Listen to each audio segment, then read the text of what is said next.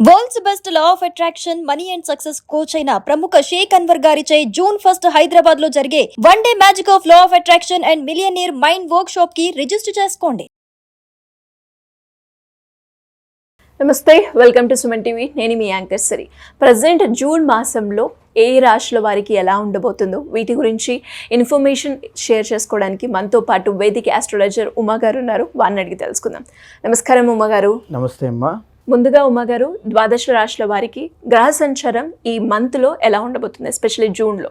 తప్పకుండా అండి.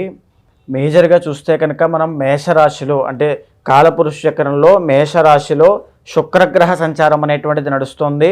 వృషభంలో జూన్ 15వ తారీఖు వరకు రవిగ్రహ సంచారము, జూన్ 15 తర్వాత రవి మిథునంలోకి సంచారం చేయడం అనేటువంటిది జరుగుతుంది.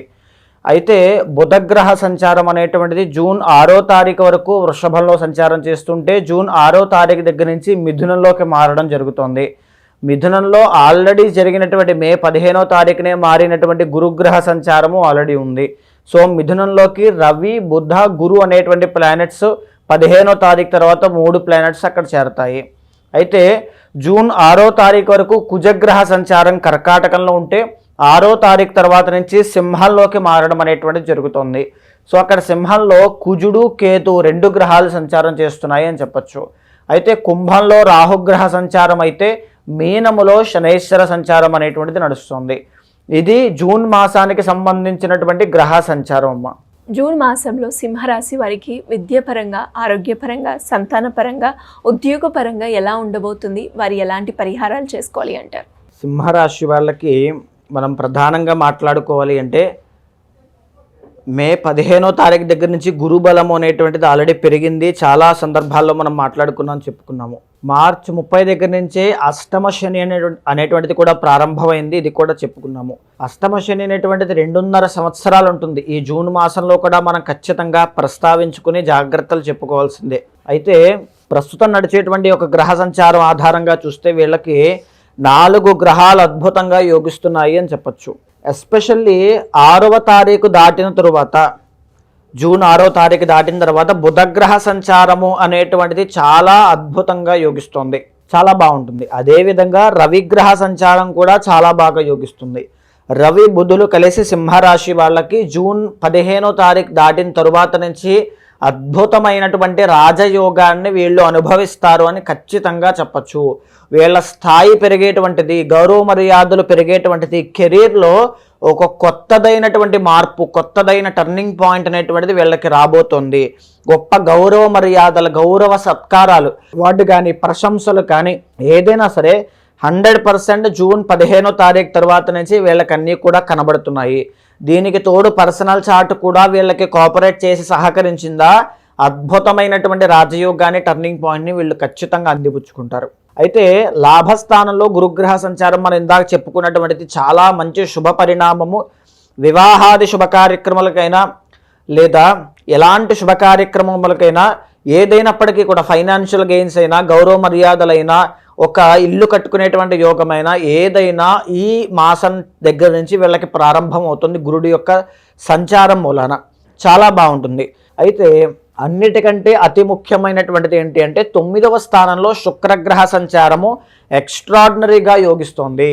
దీని మూలాన ఏంటి అంటే నృత్య, గీత, వాద్యాది రంగాల్లో వ్యవహారం చేసేటువంటి వాళ్ళైనా, సినీ నాటక కళారంగాల్లో రాణించాలని కోరుకునేటువంటి వాళ్ళైనా, లేదా ఎవరైనా సరే డబ్బుల విషయంలోనైనా ఏ విషయంలో అయినా ఆల్ ఆస్పెక్ట్స్లోనూ శుక్రుడు అద్భుతంగా యోగిస్తున్నాడు. కాబట్టి గొప్పదైనటువంటి మార్పులు, గొప్పదైనటువంటి కంఫర్ట్ జోన్లోకి వీళ్ళు వెళ్ళబోయేటువంటి అవకాశాలు, ఒక లగ్జరీ అనేటువంటిది అనుభవించడము, ఒక అంటే పనులన్నీ కూడా చకచకా పూర్తవుతున్నప్పుడు ఎంత ఉత్సాహము, ఆనందము కలుగుతుందో ఆ ఆనందాన్ని, ఉత్సాహాన్ని వీళ్ళు అనుభవించడము, గౌరవ మర్యాదలు, పొగట్టలు, ఆ సత్కారములు, ఎన్నో రకాల నూతన వస్త్ర, వాహన, వస్తుయోగములు అనేటువంటివన్నీ కూడా వీళ్ళకి జూన్ 15వ తారీఖు దగ్గర నుంచి అద్భుతంగా కలిసి వస్తోంది అని చెప్పచ్చు.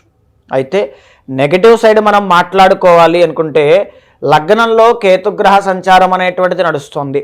దీని మూలాన ఎప్పుడైనా సరే కేతు ఈ ఇయర్ ఎండ్ వరకు వీళ్ళకుంటారు. కాబట్టి జూన్ మాసమే కాదు, ఏం చేయాలి అనేటువంటి ఒక డైలమా, దేంట్లోకి వెళ్ళాలి అనేటువంటి ఒక కన్ఫ్యూషన్, తెలియనటువంటి ఒక సందిగ్ధమైనటువంటి పరిస్థితుల్లో ఇరుక్కుని అదొక తెలియని మనశ్శాంతి లేకపోవడము, ప్రశాంతతకి దూరం అవ్వడం లాంటివి వీళ్ళు అతిగా ఆలోచించి మనసు పాడు చేసుకోవడం అనేటువంటిది ఖచ్చితంగా వీళ్ళకి కనబడుతుంది. అయితే 12వ స్థానంలో కుజగ్రహ సంచారము 6వ తారీఖు వరకు, తర్వాత 6వ తారీఖు తర్వాత లగ్నంలో కుజగ్రహ సంచారము, రెండూ కూడా యోగదాయకం కాదు. ఆరోగ్యాన్ని కాస్త శ్రద్ధగా అన్నీ చూసుకోవాలి. జ్వరానికి సంబంధించి, ఉష్ణ వ్యాధులకి సంబంధించి, చర్మ వ్యాధులకి సంబంధించి, బ్లడ్కి సంబంధించి, డెంటల్ ప్రాబ్లమ్స్కి సంబంధించి అన్ని విషయాల్లోనూ కూడా కాస్త శ్రద్ధ అనేటువంటిది వహించడము, శత్రువుల పట్ల జాగ్రత్త అనేటువంటిది కూడా వహించాలి. శత్రువుల పట్ల అజాగ్రత్తగా ఉన్నట్లయితే ఇబ్బందులు ఖచ్చితంగా ఉంటాయి. భూ విషయాల్లో, ల్యాండ్ డిస్ప్యూట్స్ విషయంలో డబ్బు అనేటువంటిది నష్టపోవడం ద్వారా అనేక రకాల సమస్యలకు గురయ్యే అవకాశం కూడా ఎక్కువగా కనబడుతోంది అని చెప్పచ్చు. అయితే 7వ స్థానంలో రాహుగ్రహ సంచారం మూలన రిలేషన్షిప్లో కానీ, పెళ్ళైనటువంటి వాళ్ళు వైవాహిక జీవితంలో కానీ, భర్త లేదా భార్య స్పౌస్ దగ్గర నుంచి అనేక రకాలైనటువంటి ఒత్తిడికి గురవ్వడము, ఒక తెలియనటువంటి మిస్అండర్స్టాండింగ్కి గురవ్వడం లాంటివి కనబడే అవకాశం ఉంటుంది. ఉమ్మడి వ్యాపారంలో వ్యవహారం చేసేటువంటి వాళ్ళు ఆ పార్ట్నర్ దగ్గర నుంచి కలిసి రాకపోవడం, లేదా పార్ట్నర్ దగ్గర నుంచి వ్యతిరేకతని ఫీల్ అవ్వడము, ఆ పార్ట్నర్ దగ్గర నుంచి కాస్త నష్టము అనేటువంటిది చూడడం ద్వారా అనేక ఇబ్బందులు గురవుతారని కూడా ఖచ్చితంగా చెప్పచ్చు. అష్టమంలో శనేశ్వర సంచారము, అష్టమ శని మనం ఇందాకే చెప్పుకున్నాము. దీని మూలాన ఏంటి అంటే వాహన ప్రమాదాల విషయంలో జాగ్రత్త వహించాలి, ఆరోగ్య సమస్యల విషయంలో జాగ్రత్త వహించాలి, డబ్బుల విషయంలో, అప్పుల బాధ విషయంలో జాగ్రత్త వహించాలి. సైకలాజికల్గా మనోధైర్యాన్ని కోల్పోకుండా ముందడుగు వేయాలి. ఇది అష్టమ శనికి ఆపోజిట్గా మనం ప్రికాషన్స్ తీసుకోవాల్సినటువంటివి. ఖచ్చితంగా అష్టమ శని దోషం తొలగిపోవడం కోసము ప్రతి నిత్యము కూడా హనుమాన్ చాలీసా పారాయణ చేయడం మూలాన ప్రతి పనిలోనూ ధైర్యం అనేటువంటిది పెరుగుతుంది. సాహసోపేత నిర్ణయం తీసుకునేటువంటి ఆ ధైర్యము, సాహసము ఈ హనుమాన్ చాలీసా వల్ల మీకు దక్కుతాయి. శని యొక్క ప్రభావం తగ్గుతుంది. అదేవిధంగా శత్రువుల బాధ నుంచి కూడా బయటపడతారు. ఒకవేళ శక్తి ఉన్న వాళ్ళైతే స్వామికి, హనుమంతుడికి మన్యు సూక్తము ద్వారా అభిషేకం చేసిన, మన్యు సూక్తం ద్వారా హవనము చేసిన, లేదా సుదర్శన హోమం అనేటువంటిది జరిపించిన, లేదా రాహు అనేటువంటిది, శని అనేటువంటి దోషములు ఉన్నాయి కాబట్టి ఖచ్చితంగా నవగ్రహ శాంతి అనేటువంటిది జరిపించిన చాలా గొప్ప ఉపశమనము అనేటువంటిది చూస్తారు. ఏది చేసినా చేయకపోయినా అష్టమ శని దోష నివారణార్థము మాత్రము శనికి కంప్లీట్గా 19,000 సంఖ్య జపము జరిపించి, జప, అర్చన, అభిషేక, దాన క్రతువులు తర్పణపూర్వకంగా అన్నీ కూడా సశాస్త్రీయంగా జరిపించడము ఈ 2.5 సంవత్సరాలు మిమ్మల్ని శని భగవానుడు కాపాడుతాడు. మేజర్గా ప్రతికూలమైన పరిస్థితులు ఇవ్వకుండా, ఆ మనోధైర్యాన్ని కోల్పోకుండా హనుమంతుడు, ఆంజనేయ స్వామి మిమ్మల్ని కాపాడుతారు. ఇంటర్నల్గా వాళ్ళకున్న చార్ట్లో రకరకాల సమస్యలు కావచ్చు, శని ప్రభావం కావచ్చు పడడం వల్ల వాళ్ళు రకరకాల సమస్యలు ఎదుర్కోవడం మనం చూస్తూ ఉన్నాం. అలాంటి వాళ్ళు ఎవరైనా కూడా మిమ్మల్ని అప్రోచ్ అయ్యి వేదిక ఆస్ట్రాలజీ పరంగా పరిష్కారం చేసుకోవాలి అంటే ఎలా ఉంటుంది?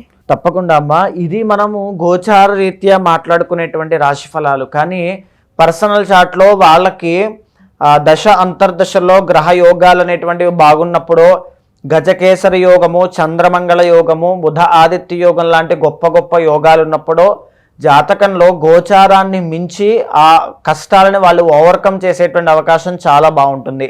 నిజంగా వాళ్ళకి అలాంటి కష్టాలు ఏవైనా ఉంటే కనుక తప్పకుండా మీరు అపాయింట్మెంట్ తీసుకోండి. ఆ పర్సనల్ చార్ట్ చూసిన తర్వాత దానికి తగినటువంటి శాంతి పరిహారములు మీరు ఆచరించడం ద్వారా, మంత్ర జపము చేయడం ద్వారా, ఆ తీర్థక్షేత్రానికి వెళ్ళడం ద్వారా ఎన్నో కోట్ల దోషాలు పటాపంచలైపోతాయి. అక్కడి నుంచి కష్టాల నుంచి తప్పించుకుని సుఖబాట అనేటువంటిది పడతారు. థ్యాంక్ యూ అండి. Thank you so much. నమస్తే అమ్మా.